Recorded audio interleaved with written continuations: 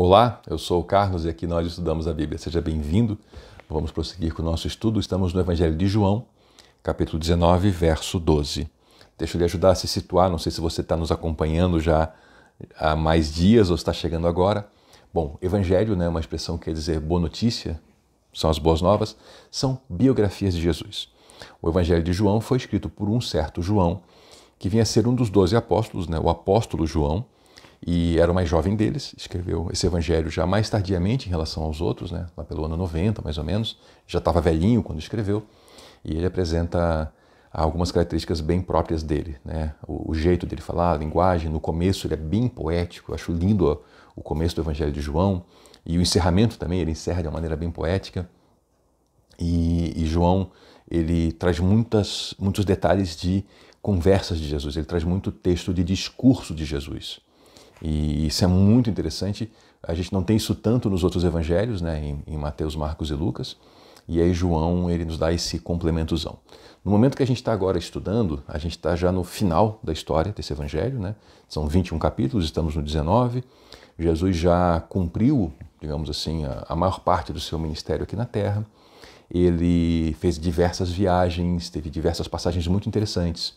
Chegou um momento que ele falou, agora é a hora para se cumprir tudo. Então ele entrou em Jerusalém, e aí essa entrada foi pública, né, chamada entrada triunfal, a multidão recebeu, e aí ele passou em Jerusalém um tempo ensinando, e houveram diversos desafios por parte daqueles que o consideravam um inimigo político, e ele prosseguiu produzindo a sua obra, curando pessoas, e ensinando o evangelho, fazendo a obra de Deus. Então chegou um momento que ele foi preso, e foi traído pelo seu amigo Judas, depois da ceia, a famosa Santa Ceia.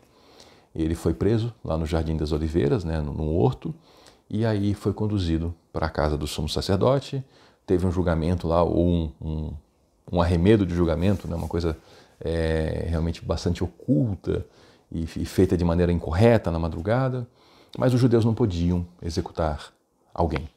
A eles era vedado a pena de morte. Então eles levam ele para o governador romano, logo ao amanhecer, que era Pôncio Pilatos, e aí exigem de Pilatos a crucificação de Jesus.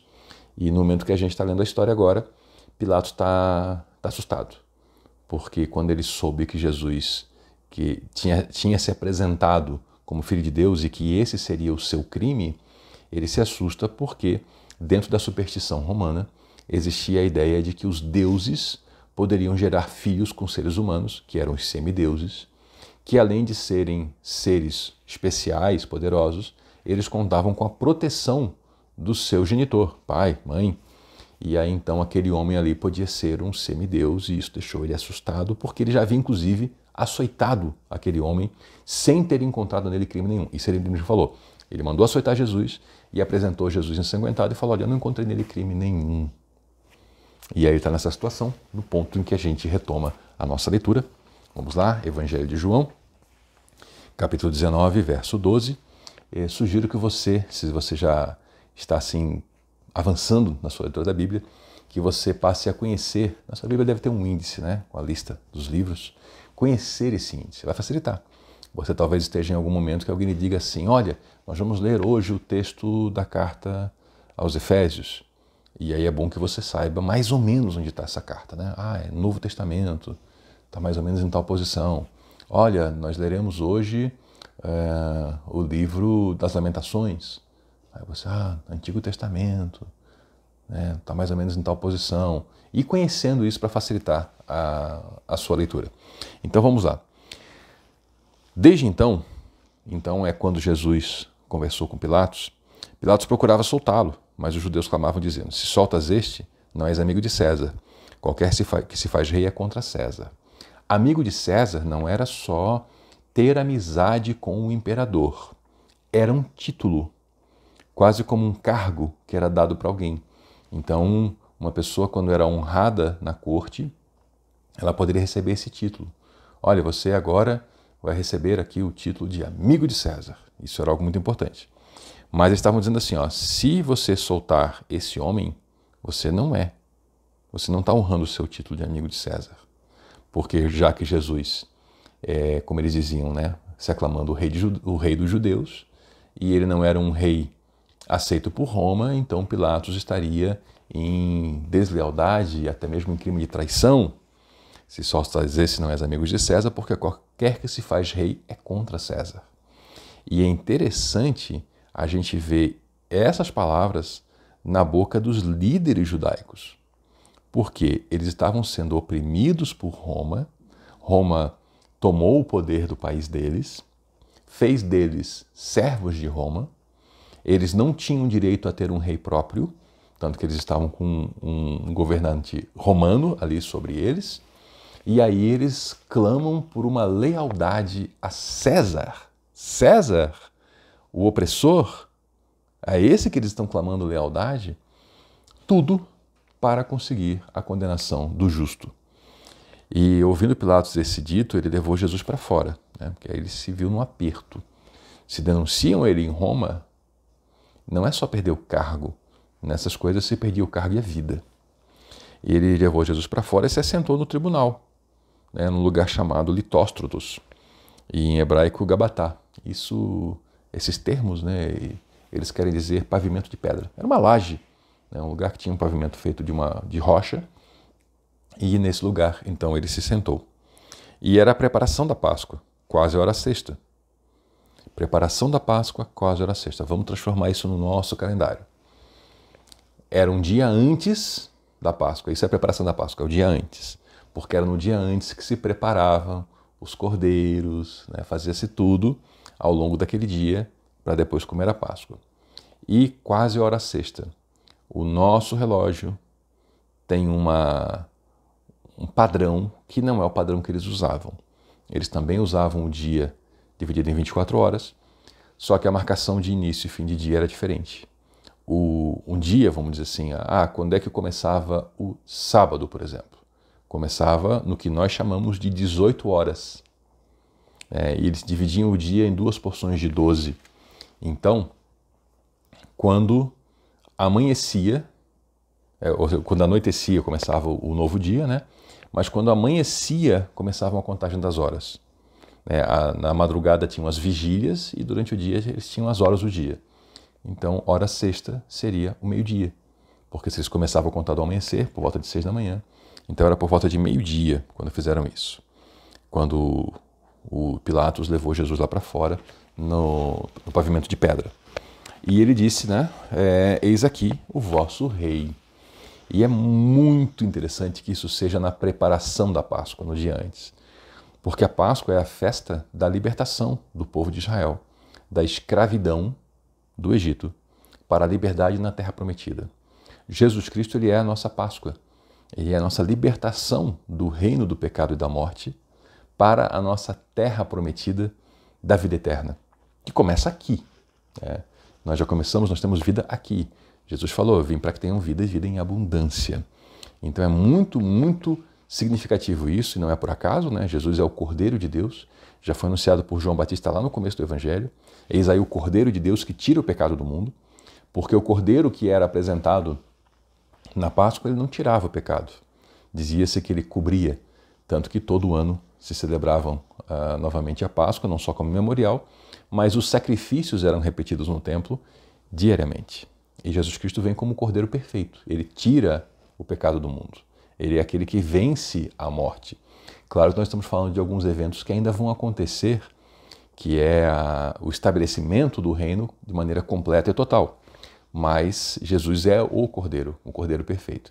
E todo o simbolismo da Páscoa se aplica a ele. Nós veremos aí eventos, inclusive lá na cruz, onde são aplicados símbolos do Cordeiro Pascal. E Pilatos, então, apresentou Jesus, né, na véspera da Páscoa, eis aqui o seu rei, mas eles gritavam, tira, crucifica-o. Quer dizer, tira esse homem daqui, tira esse homem da terra, né, acaba com ele, crucifica-o. E o Pilatos perguntou novamente, assim, continuou o questionamento, eu vou crucificar o rei de vocês? Ele percebia que ele tinha um homem que não tinha cometido crime nenhum, né? E ele achava, obviamente, estranho que aqueles judeus que certamente odiavam Roma estivessem clamando por uma lealdade a César. Eu devo crucificar o vosso rei? E eles responderam algo terrível. Não temos rei, senão César. Declararam então sua total lealdade a Roma, contrariando toda a lógica, o bom senso e, na verdade, até traindo o povo de Israel, né, ao fazer essa aclamação de que César era o seu rei. César era o invasor, o opressor. Só lembrando, tá? César não é um nome de alguém. A gente às vezes lê isso pensando que César, hoje né? A gente usa César como o nome de uma pessoa. Mas César, ele era um título, e era o título de imperador, né? Por exemplo, César Augusto não era um nome. César era imperador e Augusto era divino, o imperador Deus. E essa palavra César, ela deu origem a outras palavras em outros idiomas, indicando a pessoa que tinha o poder, como por exemplo Kaiser, né, lá no alemão, o czar na Rússia. Isso tudo vem da tradição romana. Então, consequentemente, Pilatos entregou Jesus para que ele fosse crucificado. Então, tomaram Jesus e o levaram. E aqui é o encerramento do tempo de Jesus com Pilatos de uma forma absurda e terrível, porque Pilatos sabia que ele era inocente. Ele entregou Jesus por pressão política. Só isso. Ele, para se livrar, ele levou um justo à morte. E aqui também tem lição para nós. O tempo todo tem. Nós, às vezes, talvez poderemos nos ver diante de uma situação em que ou a gente deixa alguém inocente pagar um preço por algo de errado que não fez, ou a gente se coloca numa posição de risco e assume o risco e diz, se acontecer comigo, aconteça. Nós temos às vezes que fazer escolhas assim na vida, né? E aí? É o inocente que vai entrar pelo cano? É o inocente que vai dançar? Ou é a gente que vai se colocar na posição e dizer, tudo bem, eu vou aguentar o tranco do que vier, mas eu não vou botar um inocente, eu não vou crucificar um inocente. Isso é uma lição para nós. E esse tipo de evento se repete ao longo da história nas vidas de muitas e muitas pessoas. Em diversos momentos, pessoas se deparam com isso, né? Ou eu deixo alguém que não é responsável pelo mal pagar por isso, ou eu assumo o risco de isso vir contra mim, mas aí eu vou ter a minha honra preservada de pessoa que faz o correto, né? E tão comum isso, tão comum, né? O inocente ser aquele que paga o preço. Uma situação está ruim, às vezes não é alguém especificamente que cometeu um crime, mas há uma situação ruim, se clama por uma solução e se aponta para o inocente como sendo o famoso bode expiatório. A gente descarrega em cima dele e tudo se resolve. E às vezes tem alguém numa posição que ele pode dizer, não, isso não vai acontecer. Vai sobrar para ti. Pode sobrar, mas eu não deixo o inocente perecer. Um lembrete para nós todos. Levando ele às costas da sua cruz, quer dizer, Jesus levando a sua cruz nas costas, é porque eu estou lendo aqui versão Almeida Corrigida Fiel, tá? O português que eu estou lendo aqui, a tradução é para um português bem arcaico, um português antigo e um português muito formal, muito bonito, mas às vezes a gente, se não estiver acostumado com a língua um pouquinho mais erudita, a gente se pega aqui em algumas questões, tá? Então, e levando ele às costas da sua cruz, quer dizer, levando Jesus a sua cruz nas suas próprias costas, ele saiu para o lugar chamado Caveira, que em hebraico se chama Gólgota. Era uma pedra assim, arredondada, lisa, que lembrava assim, um pouquinho um crânio, então a pessoa chamava aquele lugar de Gólgota, o Calvário, né? O Calvário de Calvo, a calva, né? Onde assim, a cabeça careca, né? Um crânio, por isso esse nome Calvário. E crucificaram ele lá, com ele outros dois, um de cada lado, né? E Jesus no meio. Foi um dia de execuções, né? Essa véspera de Páscoa, eles executaram 3 pessoas. E Pilatos escreveu também um título, né? E pôs em cima da cruz, uma placa. E nele estava escrito, Jesus Nazareno, Rei dos Judeus, né? Talvez você já viu em crucifixos INRI, né? Em cima. É porque é em latim. Latim não usava o J, né? Era Iesu, não era Jesus, né? E então INRI era isso. E muitos dos judeus leram esse título porque o lugar onde Jesus estava crucificado era pertinho da cidade. Esse lugar, hoje, ele já foi englobado pela cidade, né? A gente não pode considerar a geografia atual e comparar com a geografia antiga, tá? As cidades crescem, englobam outras áreas, mas era um lugar pertinho da cidade e estava escrito em hebraico, grego e latim. Hebraico, a língua do povo, a língua comum, não era a língua falada no dia a dia, o dia a dia era aramaico, mas era a língua, vamos dizer assim, erudita, a língua histórica do povo de Israel. Grego era a língua internacional, talvez o que hoje seja o inglês, né? E latim, a língua do poder, a língua dos romanos. E aí os principais sacerdotes diziam para Pilatos assim, não escrevas isso, o rei dos judeus, mas escreva assim, ele disse, eu sou o rei dos judeus. E Pilatos respondeu, o que eu escrevi. E esse aqui, o que eu escrevi, não é simplesmente uma coisa assim, ó, já tá feito, eu não vou mexer não. Não. Era a lei romana. Uma vez afixada a acusação sobre o condenado, não podia mudar. Não podia mudar, tinha que manter isso ali. Fazia parte do processo jurídico romano. Que, aliás, muita coisa do nosso processo jurídico vem do direito latino, né? Nós estamos vendo aqui a distorção do direito, mas, de fato, Roma criou um sistema jurídico muito inteligente, muito interessante, que evitava ao máximo cometer injustiças, só que, é claro, tem aquela pecinha chamada ser humano que manipula o sistema e aí dá nisso que a gente está lendo agora. Mais uma vez, vamos dar uma pausa aqui para retomar no próximo vídeo. Esse capítulo é um capítulo longo e denso, né? Cada trechinho tem muito conteúdo para a gente explorar. E essa ideia de explorar conteúdo, ela é muito importante para a sua vida. A minha sugestão para você, se você tiver essa possibilidade, essa oportunidade, é que você, além de ler a Bíblia, o que é muito importante, você também adote uma Bíblia de estudos. Existem várias publicações, várias publicações.